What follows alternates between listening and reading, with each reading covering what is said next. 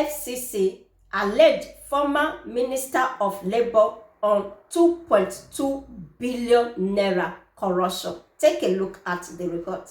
Former Minister of Labour and Employment Chris Ngige was this Friday arraigned before an Abuja High Court sitting in Gwarinpa by the Economic and Financial Crimes Commission (EFCC) over alleged 2.2 billion naira contract fraud. The court ordered the former minister to be remanded at the Kuje Correctional Center pending the hearing of his bail application, fixed for Monday, December 14. Ngige pleaded not guilty to 8 counts bordering on an abuse of office and acceptance of gifts from contractors of the Nigerian Social Insurance Trust Fund, while he served as its supervising minister between September 2015 and May 2023. After the plea, EFCC counsel Silvanus Tahiya SAN applied for a trial date and asked the court to remand the defendants.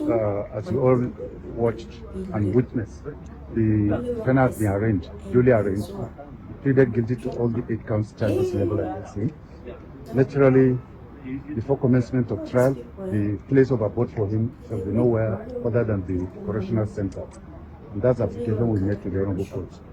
But they desired that the man should just walk home for here, while there's a pending formal bail application that has been filed before the Honorable Court, which we, prosecution, need to react to. So having gone back and forth, the court made the appropriate order, remanding the defendants in the Kuje Correctional Center, and the matter is adjourned till Monday, when we shall all come back and argue the bail application. So lastly, sir, there's something I was striking. You were using the word "not true," but we're used to hearing the word "not guilty." How does that translate? Doesn't matter.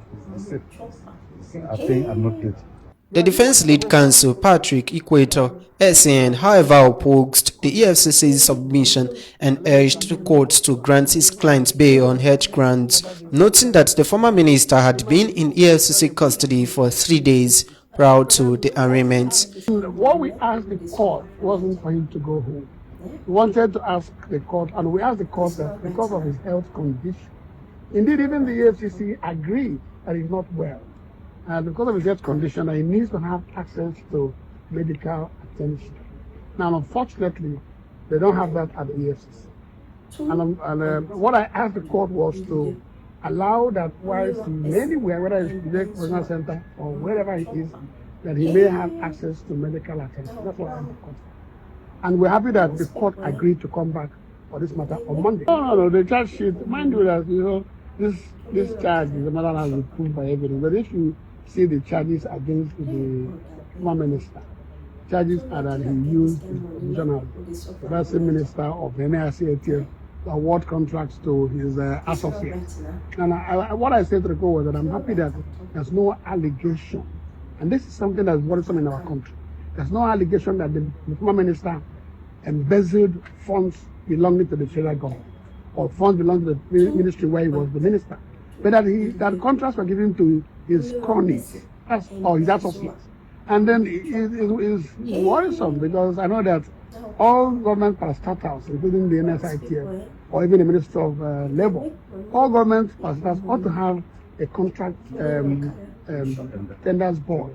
They have to have a committee that supervises our works contract. I don't know that one person, whether it's the minister or whether it's anybody, can award contracts to for the ministry or for an MDA to one person. So if you look at the charges against him, he's not being charged for embezzling funds of the federal government.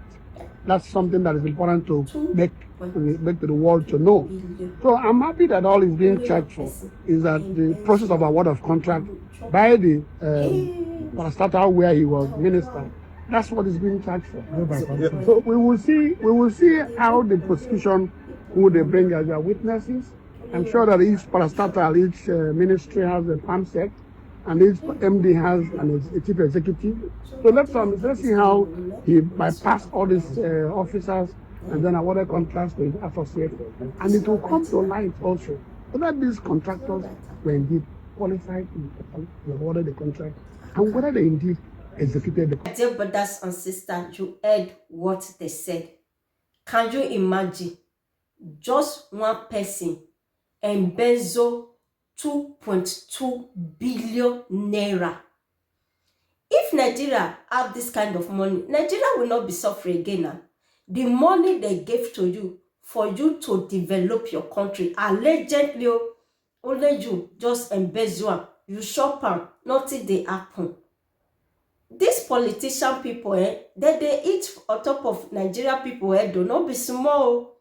That is why people are dragging to be a politician. People want to be a governor. People want to be a senator because of what they are seeing from it. Well, my dear brothers and sisters, what did you think about this video? Anything you think, do not forget to leave it in the comment below.